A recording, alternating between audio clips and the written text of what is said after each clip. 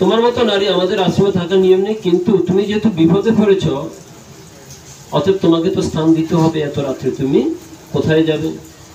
আচ্ছা, একটা কাজ করো, আমি তোমাকে এই রুম ঠিকঠাক করে দিচ্ছি, তুমি এই রুমে থাকো, রাত্রি প্রভাত হওয়ার আগ পর্যন্ত তুমি এই তোমার রুমের দরজাটা খুলবে না, এই দরজাটা বন্ধ থাকবে। এমনকি স্বয়ং আমিও যদি এসে বলি তুমি দরজা খুলবে না, তোমার দরজা বন্ধই থাকবে। তো সে নারীকে সে ঘরে স্থাপন করে রেখে তিনি তার নিজের রুমে চলে গেলেন। যখন তিনি তার নিজের কক্ষে গেলেন, তাহার মনের মধ্যে জল্পনা কল্পনা হতে শুরু হলো। নারীর প্রতি তার একটা ভালোবাসা জন্মে গেল। দেখুন, গৃহত্যাগী, অথচ একবার নারী মূর্তি দেখেই তাহার মধ্যে ভাবটা চলে আসে। তিনি ভাবছেন তাহার রাত্রে ঘুম হচ্ছে না। অনেকক্ষণ চেষ্টা করলেন, তিনি নিজেকে থামাতে পারছেন না। সে নারীর দরজার কাছে গিয়ে দরজায় টোকা দিতে লাগলেন। আপনি শুনুন শুনুন, দরজাটা খুলুন। সে বলছেন, না, আপনি কে? ঋষি বলেছেন এত রাত্রে দরজা খোলা যাবে না। বলছে আমি অমুক ঋষি। বলছেন অমুক ঋষি বলছে তিনি হলো দরজা খোলা যাবে না। বলছে না না, তুমি দরজা খোলো, আমি বলেছি আগে, ঠিক আছে, কিন্তু তোমাকে দরজা খুলতে হবে। বললো ঠিক আছে, আমি দরজা খুলছি। দরজা খুললো, বললো তোমাকে দেখার পর আমি আর ঘুমাতে পারছি না, আমার মনটা তোমাতেই সমাহিত হয়ে গিয়েছে। দেখুন, তো বলছে না ঠিক আছে, তাহলে তোমাকে আমাকে সঙ্গ দিতে হবে। তো বলছে না, তা তো হয় না। বলছে আচ্ছা ঠিক আছে, অনেকক্ষণ যদি আপনি আমার সাথে বাড়াবাড়ি করছেন, আমি আপনাকে সঙ্গ দিতে পারি, তবে একটা কাজ করতে হবে। কি করতে হবে? আপনি হামাগুড়ির মতো, অর্থাৎ দুই হাঁটু পা, কুকুর বা বাঘ যেরকম চলে, আপনি ওভাবে থাকবেন, আমি আপনার পিঠের উপর বসবো, এভাবে আপনি আমাকে ওই মন্দির পর্যন্ত নিয়ে যাবেন। যদি নিয়ে যেতে পারেন তাহলে আমি আপনার বশ্যতা স্বীকার করব। তো যে কথা সে কাজ। একজন মানুষ যখন কামার্ত হয়, তখন তাকে যে কন্ডিশনই দেওয়া হয়, সে তখন তাহা পূরণ করার জন্য তাহাই মেনে চলে। কারণ কামার্ত ব্যক্তির এই জগতে সব কিছুকে ত্যাগ করে। দেখবেন এই জগতে যারা কামার্ত, তারা পিতা মাতা সংসার কুল সব ত্যাগ করে চলে যায়, যায় না?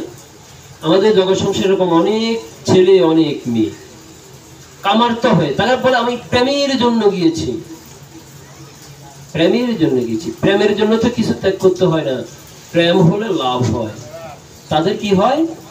ত্যাগ হয়। আমি এমন প্রেম করলাম যে আমার পিতামাতা ত্যাগ হয়ে গেল। জগতে এমন প্রেম শুনেছেন? এমন প্রেম কখনো হয়? কেন? প্রেম এমন জিনিস মানুষকে বর্ধিত করে, প্রেম এমন জিনিস মানুষকে ঊর্ধ্বস্থানে নিয়ে যায়, প্রেম এমন জিনিস যাহাকে দেখিলে মানুষের ভক্তি আসে। আর সে এমন প্রেম করলো, পিতামাতা তাকে ত্যাগ করলো, সংসার ত্যাগ করলো, ধর্ম ত্যাগ করলো। এটা কেমন প্রেম রে বাবা? এটা তো কাম। কাম, এই কামটাকেই তারা প্রেম বলে জাহির করেছে, মিথ্যা বস্তুটাকে। আর যখন সে ব্যাসদেবের শিষ্য রাজি হয়ে গেলেন, তিনি হামাগুড়ি দিলেন, আর ওই নারী তাহার উপর বসলো। বসে তাহাকে নিতে নিতে নিতে নিতে নিতে নিতে মন্দিরের কাছে যেতে যেতে প্রায় সকাল হয়ে যাচ্ছে। যখনই সকাল হয়ে যাচ্ছে, তখনই সে নারী পিঠ থেকে নামলেন। আর আবছা আবছা আলো তো, তখন ব্যাসদেবের শিষ্য উঠে দাঁড়ালেন। সে নারীর মুখের মধ্যে অনেক দাড়ি উঠে গিয়েছে। আরে দেখলাম নারী, এখন দেখি দাড়ি। ভালোভাবে চেয়ে দেখলেন, এ আসলে কোন নারী নয়, স্বয়ং তার গুরুদেব ব্যাসদেব। বলেন কি, এখন তো গ্রন্থে লিখবে যে মহামণি তপস্বী হলো, এই জগতে মায়ার কাছে সে পরাভূত হয়। নারী দেখলে তাহার মধ্যে কামনার উদ্রেক হবেই। এখন লিখবে তো? সে বলছে, বাবা আপনি যাহা বলেন আমি তাহাই করি। তাহলে সে মায়ার দেবী একমাত্র কার কাছে পরাভূত হয়েছে জগতে? সে হরিদাস ঠাকুরের কাছে, তাই না? তো সেই হরিদাস ঠাকুরের কাছে যখন স্বয়ং মায়া দেবী এসেছিলেন, যে হ্যাঁ, তখন হরিদাস ঠাকুর সে মায়াদেবীকে পর্যন্ত কৃপা করলেন। মায়াদেবী হরিদাস ঠাকুরের কাছে এসে যখন হরিদাস ঠাকুরকে মায়ায় আচ্ছন্ন করতে চাইলেন, নামের শক্তি, নামের ক্রিয়া, নামের প্রভাব এত বেশি যে মায়াদেবী হরিদাস ঠাকুরের কাছে পরাভূত হলেন। তখন মায়াদেবী বলছেন, জগতে আমি কখনো কারো নিকট পরাজিত হয়নি, কেউ আমাকে পরাজিত করতে পারেনি, একমাত্র গোবিন্দ ব্যতীত কেউ আমাকে পরাজিত করতে পারেনি। আমার জীবনে প্রথম, হে হরিদাস, আমি তোমার নিকটে এসে পরাজিত হলাম, আমার জীবনের প্রথম পরাজয়। কত বড় বড় মুনি ঋষি, তারা তপস্যা করেছিল, ধ্যান করেছিল, সন্ন্যাসী, সকলকে আমি কামনায় পর্যবসিত করে দিয়েছি, কিন্তু হরিদাস তোমার মতো মহাত্মার নিকটে এসে আমি পরাজিত হলাম, আর কখনো পরাজিত আমি হইনি। সেই হরিদাস ঠাকুরের কাছে সে লক্ষ্যহীরা কি বলছে যে হে হরিদাস, তুমি পরম যুবা, আমি পরম যুবতী, দেখো চারপাশে কেউ নেই, গভীর রজনী, কেউ জানবে না, কেউ শুনবে না। হরিদাস ঠাকুর বলছে, তোমার যে মনের ইচ্ছা আমি কালকে পূরণ করব। কেন? আমার নাম এখনো পূর্ণ হয়নি, প্রতিজ্ঞা করেছি তো দৈনিক 3 লক্ষ নাম করব, নাম এখনো পূর্ণ, নাম পূর্ণ হলেই কালকে আমার পূর্ণ হবেই। অর্থাৎ মাসে যে আমি 1 কোটি নাম করি, কালকে সেটা পূর্ণ হবেই, পূর্ণ হবে। তোমার মনের বাসনাও আমি পূর্ণ করে দেব, তোমার মনের বাসনাও পূর্ণ হবে, আমার নামও পূর্ণ হবে, সবার পূর্ণ হবে, কেউ অপূর্ণ থাকবে না। পর দিবসে, আজকে তো লক্ষ্যহীরার আনন্দের দিন, ঠাকুর কথা দিয়েছে, যে কেউ তার কথা দেয়নি, যে কেউ কথা দিলে হয়তো কথার বরখেলাপ হতে পারে, ঠাকুর কথা দিয়েছে। আজকে 2 দিন ধরে আমি তার সাথে কথা বলার সুযোগই পাইনি, তার মনটাকে আমি আমার দিকে 1 সেকেন্ডের জন্য নিবিষ্ট করতে পারিনি। ঠাকুর বলেছে কালকে আমার মনের বাসনা পূর্ণ করবে। ঠাকুর মনে রেখো, কালকে তোমার ঠাকুরত্বের শেষ দিন, তুমি যে এতদিন বদন করছো না, কালকে সেটা শেষ দিন। আর হরিদাস ঠাকুর বলছে যে তোমার জন্য আমি বসে আছি, তোমাকে আমি ভক্ত বানাবই। আর যখন পরদিন রাত্রে লক্ষ্যহীরা আসলেন, হরিদাস ঠাকুর নাম করতে করতে বসো, হাত দিয়ে ইশারা দিলেন বসো, নাম শেষ হলেই আমি তোমার মনের বাসনা পূর্ণ করব। লক্ষ্যহীরা বসলেন। আজকে 2 দিন ধরে নাম শুনেছে তো, তার কাছ থেকে অনুভবযোগ্য ভক্তের নিকটে বসে বসে 2 রাত্রি নাম শ্রবণ করেছে। আরে বাবা, আমরা তো কীর্তন নাম যজ্ঞের আয়োজন করি না? অষ্টপ্রহর 16 প্রহর আমরা নাম শুনি, নাম তো শুনি না। নাম যজ্ঞের কোনো প্রয়োজন নেই। নাম যজ্ঞ দিয়ে আমরা নাম শুনি, আমাদের মধ্যে কি সে ভাবটা আসে, ক্রিয়াটা আসে? হয় না। কেননা অনুভবযোগ্য ভক্তের নিকট থেকে কৃষ্ণ কথা শ্রবণ করতে হয়। তো সে অনুভবযোগ্য হরিদাস ঠাকুরের কাছ থেকে, যিনি সমগ্র জীবনে ভগবানের নামের মাহাত্ম্যটা কি, নামের যে শক্তিটা কি, ক্রিয়াটা কি, তিনি তাহার সমগ্র দেহে সেটা উপলব্ধি করেছেন। তাহার মধ্য থেকে জ্যোতি প্রকাশিত হয়। তিনি যে নামের শক্তিটাকে তিনি যে লাভ করতে পেরেছেন, তিনি অর্জন করতে পেরেছেন, সেই ক্রিয়া শক্তির কারণেই তো তিনি এমন শক্তি অর্জন করেছেন। এটা এমন জ্বলন্ত অগ্নিপিণ্ড, স্বয়ং কামনা এসে সেখানে দ্রবীভূত হয়ে যায়, জ্বলে যায়, পুড়ে যায়, থাকতে পারে না। শাস্ত্রে বলা হচ্ছে একজন পুরুষ হচ্ছে ঘৃত, আর একজন নারী হচ্ছে জ্বলন্ত অগ্নি। সেই ঘৃত যত শক্তই হোক না কেন, অগ্নির নিকট গেলে সেটা গলে যাবে। আমাদের বেদে নারীকে বলা হচ্ছে কি অগ্নি, পুরুষকে বলা হচ্ছে ঘৃত। ঘৃত নারী পুরুষ যতই শক্তিশালী হোক, যতই মর্যাদা সম্পন্ন হোক, যতই বদনশীল হোক না কেন, নারীর নিকটে গেলে সেটা দ্রবীভূত হয়ে যাবে, গলে যাবেই। কিন্তু হরিদাস ঠাকুর নামের শক্তিটাকে এমন ভাবেই অর্জন করেছেন যে অগ্নি পর্যন্ত আজকে জ্বলে গিয়েছে। অগ্নিকে তিনি জ্বালিয়ে দিয়েছেন। শ্রী হরিদাস ঠাকুর নামের ক্রিয়া শক্তি এমন অর্জন করেছেন। আছে জগতে ভাবে এরকম অগ্নি সবাইকে জ্বালায়, অগ্নিকে কেউ জ্বালাতে পারে? হরিদাস ঠাকুর সে অগ্নিটাকে পর্যন্ত জ্বালিয়ে দিয়েছেন, ভস্ম করে দিয়েছেন। সে কামনার অগ্নিটাকে তিনি জলে পুড়ে ছাই করে দিয়েছেন। দ্বিতীয় কেউ নেই বাবা। লক্ষ্মীরা আসলেন, বসলেন, বসে আঙুল দিয়ে হাত দিয়ে ছেড়ে দিলেন, বসো, তোমার মনের বাসনা পূর্ণ হবে। এই দুদিন নাম শুনতে শুনতে হরিদাস ঠাকুরের কণ্ঠ থেকে, বদন থেকে হরিদাস ঠাকুর লক্ষ্মীরা আজকে বসে থাকতে পারছেন না। তার মুখ দিয়েও যেন আজকে কৃষ্ণ নাম আসছে। আরে এতদিন এত এত এত কিছু গাইলাম, এত গান গাইলাম, এই নাম তো কখনো আমার মুখ দিয়ে আসেনি, আজকে কেন আমার মুখ দিয়ে নামটা আসছে? যখনই তিনি অন্য গান গাইতে যান তার মুখ দিয়ে ঘুরে ফিরে এই হরে কৃষ্ণ নামটা চলে আসে, হরি নামটা চলে আসে। আহা হা, আমি তো এই নাম গাইছি না, এই নাম চাই না, আমি আমার গানই গাই না, তার মুখ দিয়ে আজকে হরি নাম আসে। কেন কেন আজকে লক্ষ্য হীরার বদন দিয়ে নাম কেন আসছে? ভক্তির প্রবাহ, যে সাধু সঙ্গ, সাধু দর্শন, গঙ্গার পরশ হলে পশ্চাতে পাবন, দর্শনে পবিত্র করো। লক্ষ্য হীরার যত পাপ তাপ ছিল হরিদাস ঠাকুরের দর্শনে সব দূরীভূত হয়ে গেল। দূরীভূত হয়ে গিয়ে তাহার সকল পাপ দূরীভূত হয়ে তার হৃদয় মন সব পবিত্র হয়ে তার মুখ দিয়ে আজকে কৃষ্ণ নাম প্রবাহিত হচ্ছে।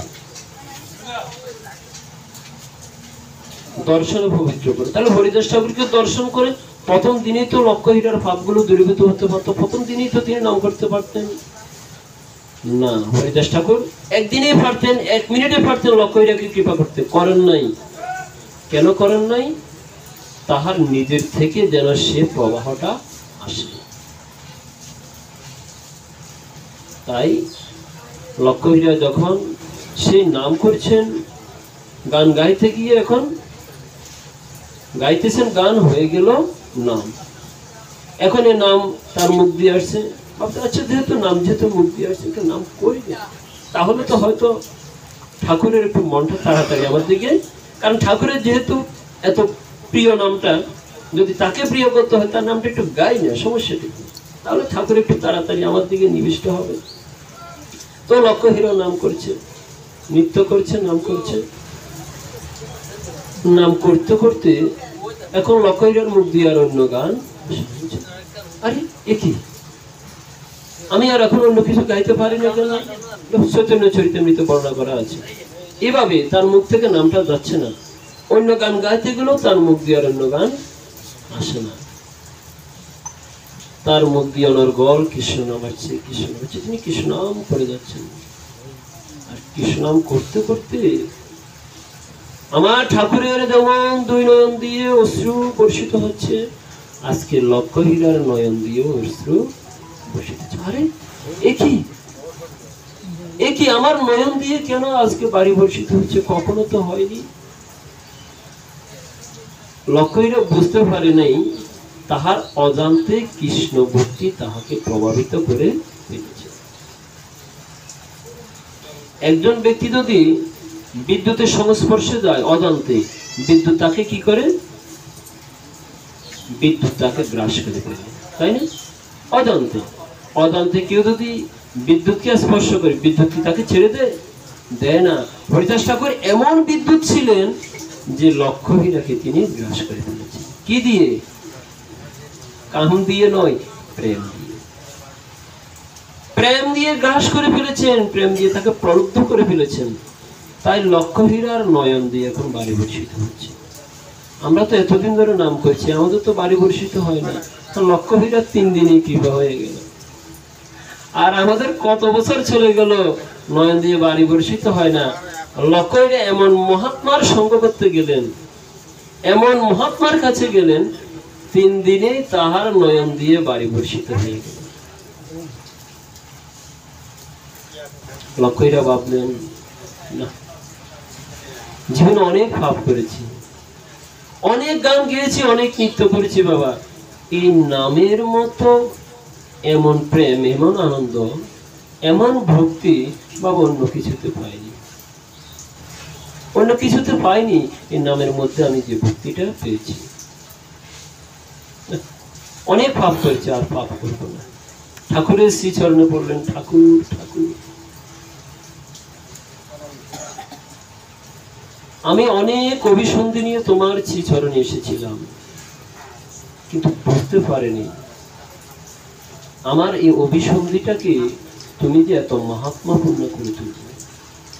আমি কামনা নিয়ে এসেছিলাম, তুমি আমার সে কামনাকে দূর করে আমার মধ্যে ভক্তিটাকে প্রবাহিত করে দিলে। ঠাকুর তো আমি তো চাইনি, তুমি তুমি কৃপা করে করেছ। হরিদাস ঠাকুর বললেন, লক্ষ্য হীরা উঠো, উঠো, তোমার সময় হয়েছে, তোমার এখন সময় হয়েছে। এখন তোমাকে কি করতে হবে? তোমার পূর্বের যে সমস্ত কর্মগুলো সেগুলো পরিত্যাগ করতে হবে। বলে, ঠাকুর আমি যে এতদিন পাপ করে পাপের পাহাড় তৈরি করেছিলাম, জানো প্রভু, আমার পাপের পাহাড়, আমার পাপের কোনো শেষ নেই। দেহ ব্যবসা, দেহ ব্যবসা তো একটা বড় পাপ। কত বড় জঘন্য পাপ করেছি আমি, কত ভালো ভালো মানুষের ভক্তিটাকে আমি নষ্ট করে দিয়েছি আমার এই দেহ দিয়ে। কেননা আমি সুন্দরভাবে সাজতাম যেন আমার প্রতি অন্যের আকর্ষণ হয়, তাহলেই তো আমার কাছে আসবে, আমার অর্থ উপার্জন হবে। কত ভালো মানুষের হৃদয়টাকে আমি নষ্ট করে দিয়েছি ঠাকুর, কত মানুষকে আমি পাপ পথে নিয়েছি, আমার পাপের কোনো শেষ নেই। ঠাকুর আমার মতে এমন পাপিষ্টের কি গতি হবে? বলছে, তোমার সেই পাপের পাহাড়টাকে বিলিয়ে দাও। তো তোমার পাপের ভাগ কে নিবে? কে নিবে? এই জগতে পাপের ভাগ তো কেউ কারণে না। পিতার ধন সম্পদ পাওয়ার জন্য পুত্র কন্যা বসে থাকে, থাকে না? যদি বলে পিতা, বাবা আমার ধন সম্পদ তো তোমাদেরকে দিলাম, তোমাদেরকে লালন পালন করার জন্য আমি অনেক পাপ করেছি, পাপের ভাগটুকু একটু নাও। সন্তানটা নিবে? বলে, বাবা তুমি মারা যাওয়ার পর তোমার জন্য শ্রাদ্ধ শান্তি লাখ লাখ টাকা খরচ করে দেবো, তোমার সম্পত্তি বিক্রি করে তোমার শ্রাদ্ধ করে দেবো। বাবা পাপের ভাগটুকু আমি নিতে পারবো না, পাপের ভাগ কেউ নিবে না। তো ঠিক তেমনি তোমার এই পাপের ভার কে নিবে? একটা কাজ করো, তোমার এই পাপের ভার গ্রহণ করতে পারে যারা পাপটাকে দ্রবীভূত করতে পারে, তাই তুমি ব্রাহ্মণ বৈষ্ণবে এই সকল তোমার সম্পদ বিলিয়ে দাও। কেননা জগতে পাপ হরণকারী হচ্ছে ব্রাহ্মণগণ, পাপ হরণকারী হচ্ছে বৈষ্ণবগণ। জগতে আর কেউ কারো পাপ গ্রহণ করে না। আপনার যদি কোনো পাপ হয়, সে পাপ স্খলনের জন্য কার কাছে যাবেন? প্রায়শ্চিত্ত কি করাবে? একজন ব্রাহ্মণ করাবে। তো ব্রাহ্মণ এসে কি করবে? বলে, এই দান করো, ওই দান করো, তাহলে তোমার পাপ চলে যাবে। আপনি এই দানগুলো দিলেন, এই দান দেওয়ার পর এগুলো গ্রহণ করে কে? ব্রাহ্মণ। অর্থাৎ আপনার সে পাপটাকে নিয়ে গেলেন কে? ব্রাহ্মণ। আপনার পাপটাকে ধুয়ে মুছে আপনাকে শুদ্ধ সত্য পবিত্র করে দিলেন। আপনাকে যদি বলি, বাবা আমার এখানে কিছু চাউল দিলাম, এগুলোর মধ্যে আমার সকল পাপ আছে, আপনি নিবেন? আপনি তো নিবেন। বলে, বাবা আমার চাউলের দরকার নেই, প্রয়োজনে আমি ইনকাম করে খাবো, তবুও তোমার এই পাপের ভাগ আমি কিন্তু একজন ব্রাহ্মণ নিচ্ছি, একজন বৈষ্ণব নিচ্ছে। কেন? কেননা সে ব্রাহ্মণ বৈষ্ণবের কাজই হচ্ছে অন্যের পাপটাকে গ্রহণ করে তাকে কৃষ্ণ ভক্তি প্রদান করা। এই জন্য ভগবান ব্রাহ্মণ এবং বৈষ্ণবকে সর্বোচ্চ প্রায়োরিটি দিয়েছেন। জগতের সকলের কালিমা দূর করেন তারাই, অন্য কেউ করেন না। তাই হরিদাস ঠাকুর আজকে বলছে, তুমি সে ব্রাহ্মণ বৈষ্ণবে তোমার সকল হীরা গহনা রত্ন যা আছে সব বিলিয়ে দাও, সব বিলিয়ে দাও। কেননা এই বিষয় মানে বিষ। সেই বিষের সাগরে তুমি এতক্ষণ ছিলে, এতদিন ছিলে, এখন অমৃতের সাগরে আছো। অতএব সেই বিষয় বিষ তুমি পরিত্যাগ করো। সকল ব্রাহ্মণ বৈষ্ণবে দিয়ে দিলেন। বললেন, তুমি তো সুকেশা, সুকেশা মানে কি? যাহার চুলগুলো অত্যন্ত সুন্দর।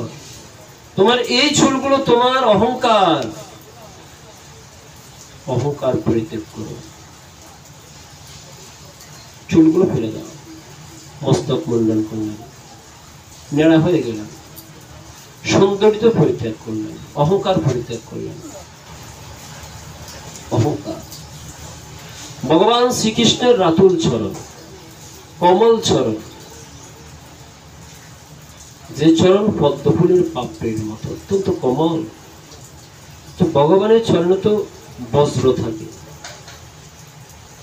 ভগবানের চরণে বজ্র চিহ্ন থাকে না? তো বজ্র তো শক্ত, তো ভগবানের কমল চরণে এত শক্ত বজ্র কেন থাকে?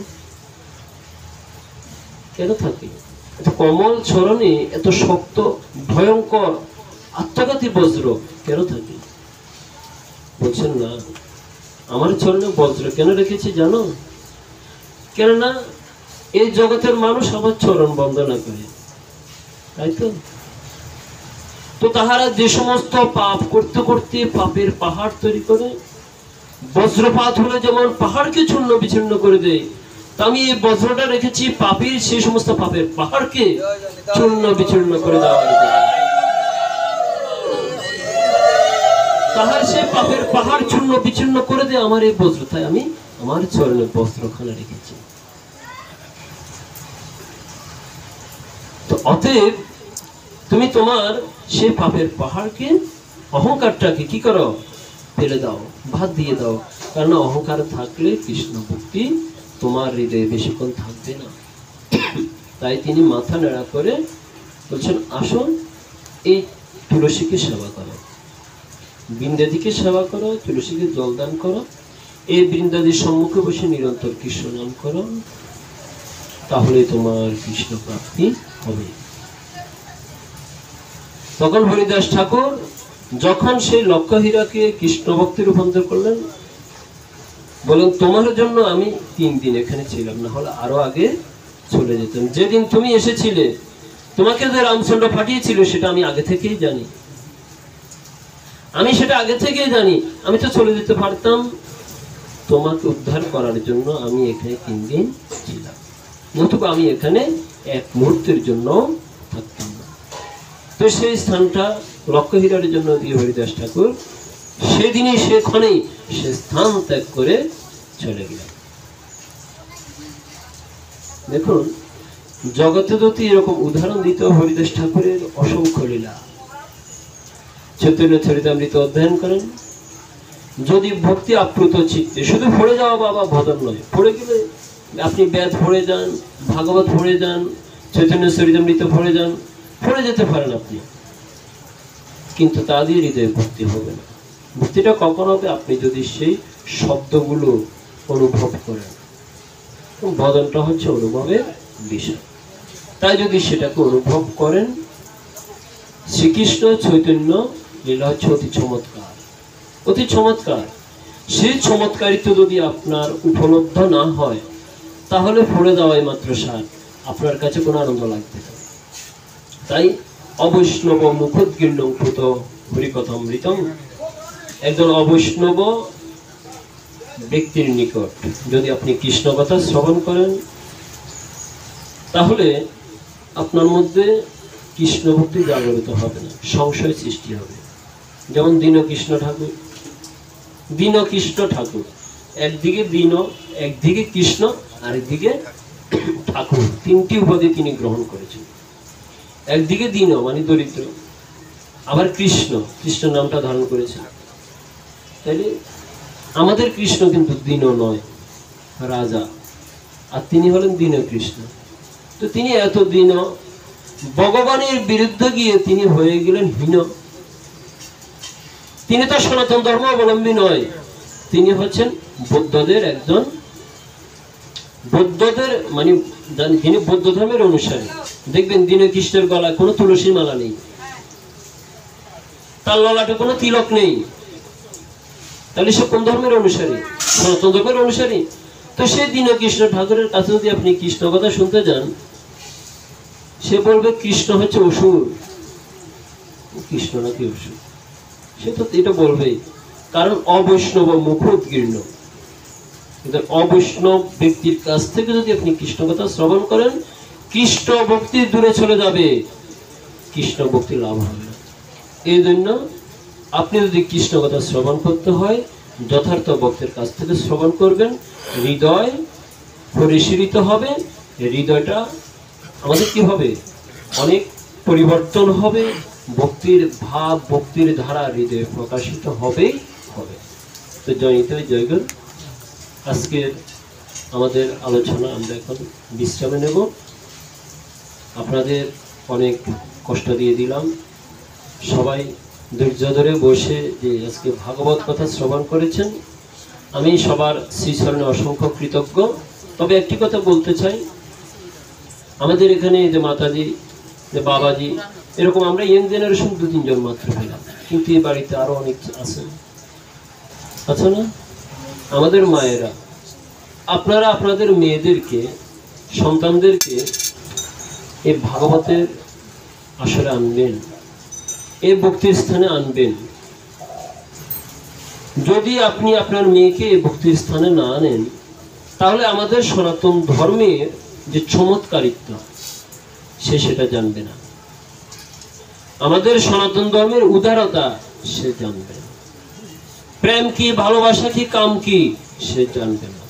তাহলে এগুলো জানানোর জন্য আপনাকে তাকে এই ভাগবত পাঠে আনতে হবে। কারণ আমাদের প্রত্যেকটা ভাগবত আলোচনায় আমরা আমাদের সনাতন ধর্ম নিয়ে আলোচনা করি, আমাদের সনাতন ধর্মের ভক্তির ভাবধারা নিয়ে আমরা আলোচনা করি। তাই আপনারা যদি আপনাদের সন্তানকে ভাগবতের স্থানে যদি নিয়ে না আসেন, তাহলে তারা ভক্তির ভাবধারা লাভ করতে পারবে না, তারা দূরে চলে যাবে। কৃষ্ণ ভক্তি দূরে রহু সুকৃতি যায় ক্ষয়। তাদের যদি পূর্বজন্ম সুকৃতিও থাকে, দূরে চলে যাবে, তারা দিন দিন ভ্রষ্ট হতে চলে যাবে, নষ্ট হয়ে যাবে, আপনি তাকে ঘরে ধরে রাখতে পারবেন না। অতএব আপনার সন্তানকে আপনি এই কৃষ্ণ ভক্তির স্থানে আনবেন, তাকে কৃষ্ণ ভক্তির শিক্ষা দিবেন, নিজে না পারলে একজন কৃষ্ণ ভক্ত শিক্ষকের নিকট তাকে শিক্ষা দেওয়াবেন। এই শুভকামনায় আপনাদের শ্রীচরণে আমি প্রার্থনা রেখে আজকে শ্রীপাঠ এখানে বিশ্রাম নিচ্ছি।